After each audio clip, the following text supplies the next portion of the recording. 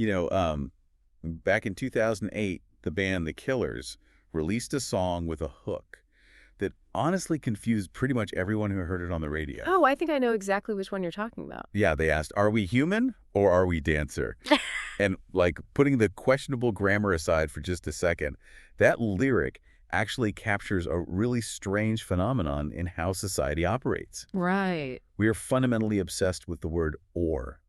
We look at the world and we look at each other and we just desperately want to force everything into a neat little box. You are either this or you are that.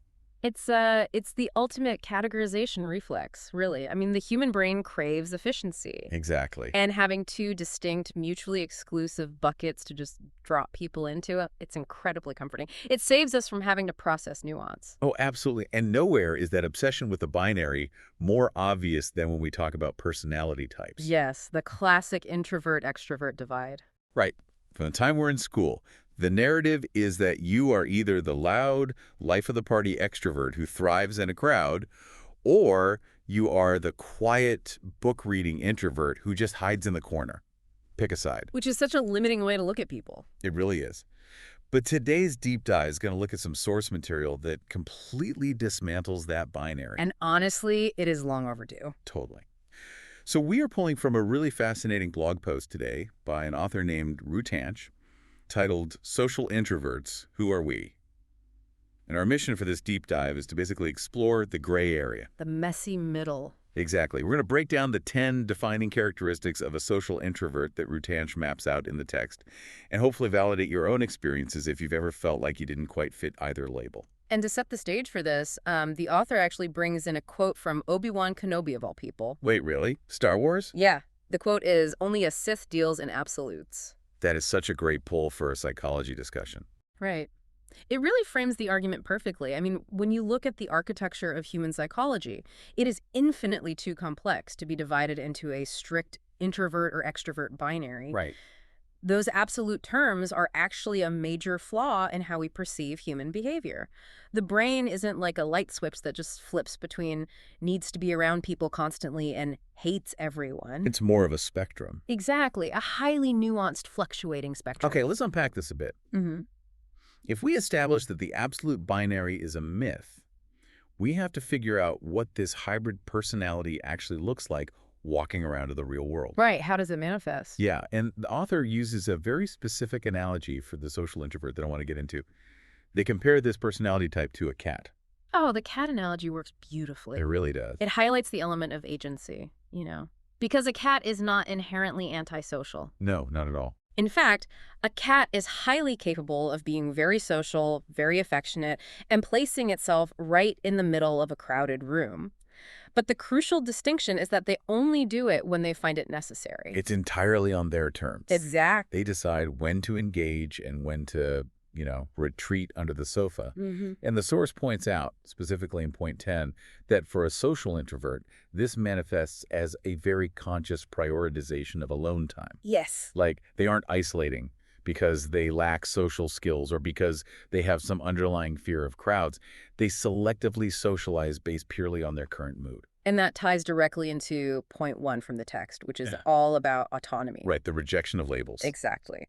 The author stresses that the social introvert rejects external labels because they insist on deciding who they are on any given day. They are the only ones holding the remote control to their social battery. They don't let external pressures dictate their capacity for interaction. No, they don't. But I do want to push back on how that actually plays out in a friend group. Because point 7 notes that there is almost zero predictable pattern to this behavior. Yes, the unpredictability is huge here. Right. So a social introvert might get invited to a patio for drinks, and they enthusiastically say yes. Fast forward 2 weeks, it's the exact same friends, the exact same patio, the exact same beautiful weather. And this time, they give a hard pass. Yes. To the outside observer, wouldn't that just look like you're dealing with a flaky person? Oh, that is the assumption a lot of people make, to be honest. The friends are left thinking, wait, you loved this last time, what changed? Yeah, exactly. But the variables that matter to the social introvert aren't external. Like the weather, the venue, and even the company are basically irrelevant if their internal state has shifted. So the external world is exactly the same, but the internal world is totally different. Right. The energy required to socialize isn't a fixed, measurable resource like, the battery icon on your smartphone. It's adaptable, and it morphs depending entirely on their internal emotional weather. So they are essentially like psychological shapeshifters. Oh, I like that. Like if it's raining in their head, the patio is a no-go regardless of the actual sun outside. That is the absolute perfect way to frame it. If you are this hybrid personality, nothing about your outward social behavior is going to be a constant, and that lack of a pattern is by design. Right. Being a hybrid means your internal weather is the only barometer that really matters. They are regulating their nervous system by listening to their immediate cognitive capacity, not by adhering to a social calendar. Okay, so if the social introvert is this cat that socializes strictly on its own terms, we have to look at what happens when the internal weather is clear and they actually walk out the front door. When they choose to engage. Exactly. Yeah. Because the text makes it very clear that the social butterfly absolutely does exist in these individuals. It does, but it requires highly specific conditions to emerge. This brings in point 6 about preferring like-minded people. Oh, right.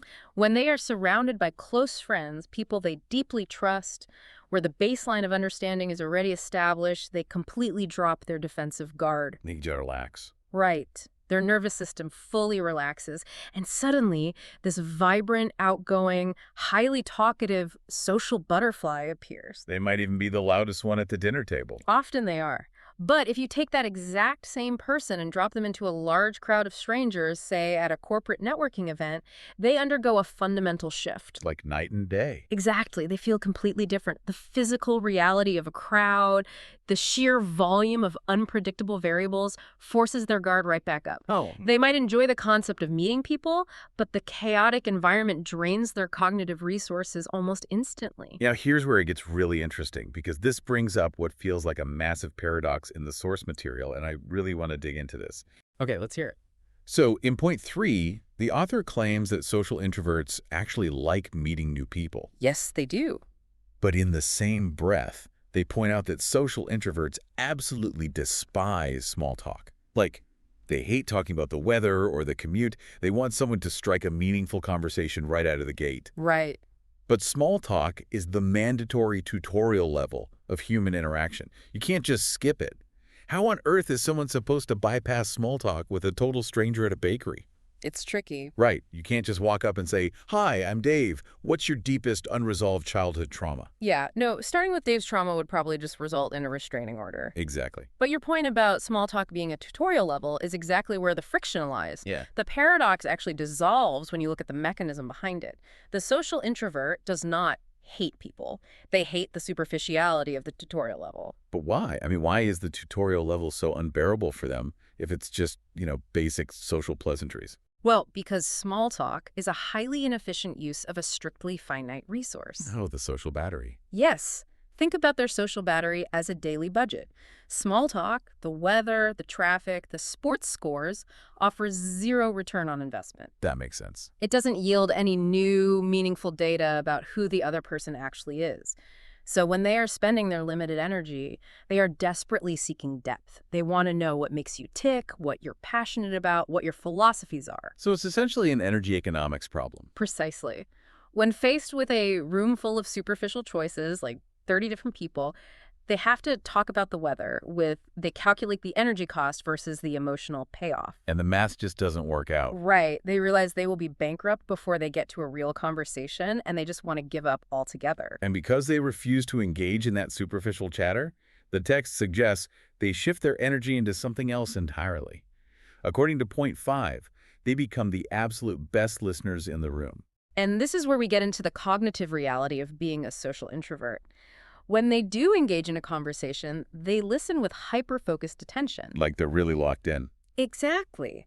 They are not just passively hearing words, they are analyzing your vocabulary, reading your microexpressions, absorbing the emotional subtext, and mapping out the underlying psychology of what you're saying. Oh. They aren't just waiting for their turn to speak, they are actively processing the entire human being in front of them. Which perfectly explains why they expect that exact same level of hyper-focused attention in return. If they're giving you that much processing power, they want it reciprocated. Yes, and this high-level mental processing is the underlying mechanism for why social time is so incredibly draining for them. Because it's a ton of work. It is. Active, deep listening requires immense cognitive fuel. They are essentially running a supercomputer in their head during a deep conversation. They are constantly context switching, analyzing, and synthesizing information in real time. Meanwhile, a pure extrovert might just be lightly surfing the conversational waves, expending very little mental energy. It's the difference between skipping a stone across the surface of the lake versus putting on scuba gear and diving to the very bottom. That's a great way to put it. The scuba dive is fascinating and beautiful, but it is going to leave you physically and mentally exhausted when you finally come back up for air. That cognitive exhaustion is very, very real, and it dictates absolutely everything about how they operate once the socializing is over. So let's talk about that aftermath, because deep listening and meaningful socializing take this massive toll on their hardware. What does the cool down process look like? It's all about defense. Right. According to the source, they basically build a defensive architecture to protect their peace. Yes, they engineer a meticulous system to ensure they don't completely burn out. So what does this all mean in practice? Well, one of the examples the author gives in point 8 is about knowing things in advance, and the scenario is so specific. The vacation one? Yes. A social introvert might take 6 months to prepare for a 2-week vacation, planning the entire trip down to the exact hour. Now, if I look at a friend doing that in a group chat, my first instinct is to think they're just being a control freak. And society often slaps the control freak label on that behavior.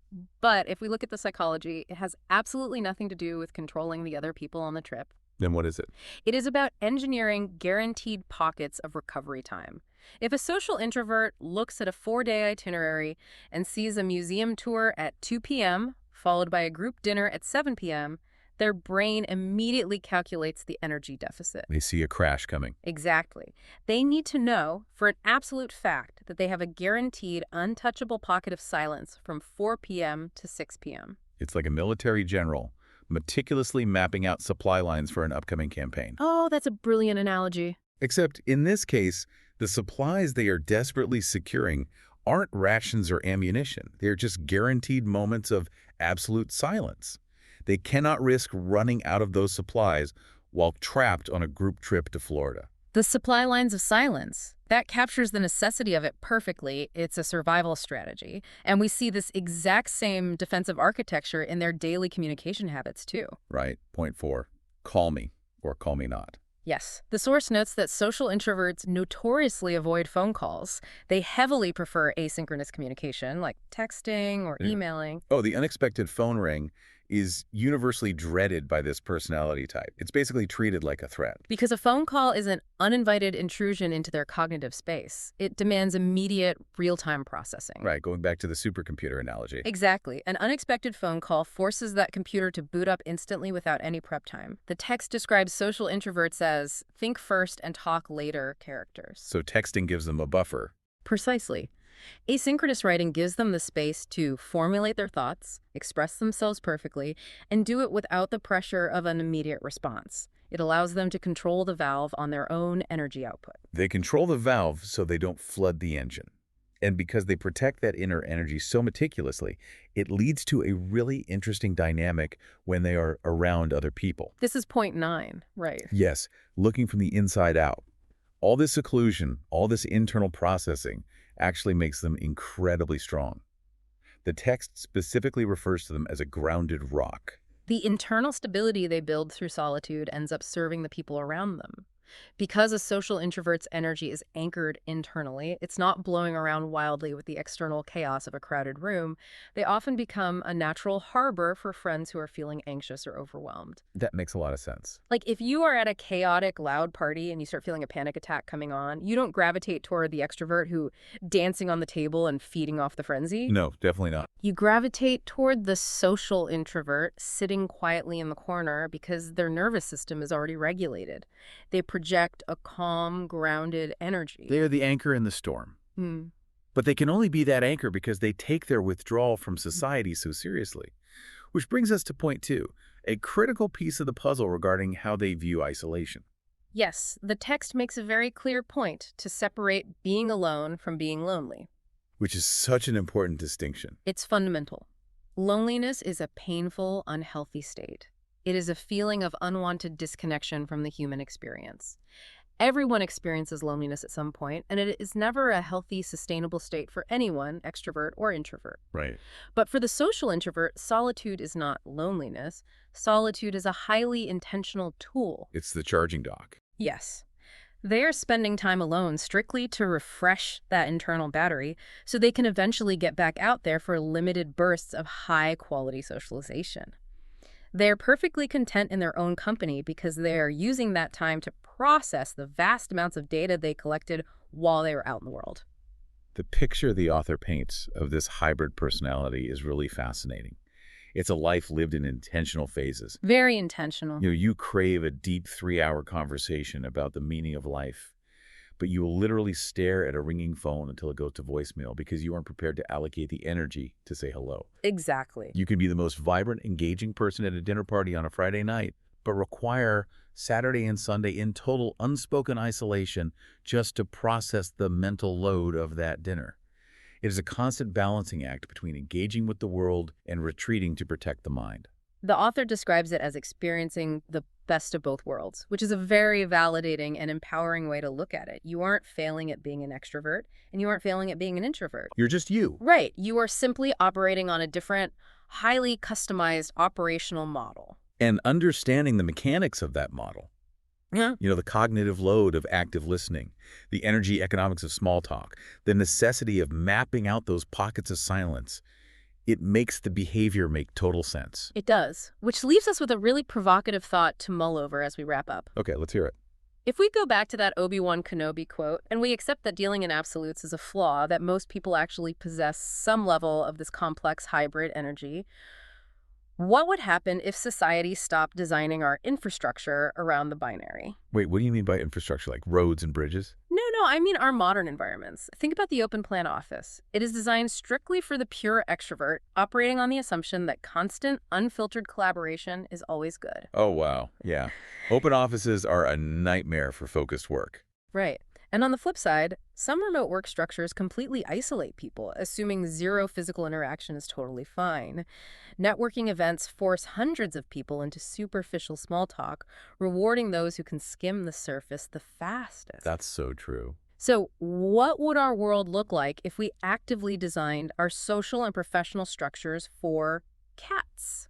Environments that don't demand a constant, predictable output of social energy? Exactly. Environments that naturally respect the constant ebb and flow of human capacity. Workplaces that allow for deep, focused isolation when the supercomputer needs to run, but provide spaces for rich, meaningful connection when the social butterfly is ready to emerge. Like, what if we normalized declining a meeting just because the internal weather wasn't right for it, without assigning the label of being flaky or antisocial? Wouldn't that be amazing? I love that concept. A world built to accommodate the hybrid. It changes the entire perspective from trying to fix a perceived flaw in your personality to realizing that the environments we navigate are often just poorly designed for the reality of human psychology. Exactly. It's definitely something to consider the next time you feel pressured to fit into a neat little box that doesn't quite hold your whole personality. So thank you for joining us on this deep dive into Rutanch's work. We hope this exploration gave you some clarity on the mechanics behind how we socialize and maybe a new lens to view your own internal weather. Embrace your inner cat. Absolutely. Until next time, keep questioning the absolutes.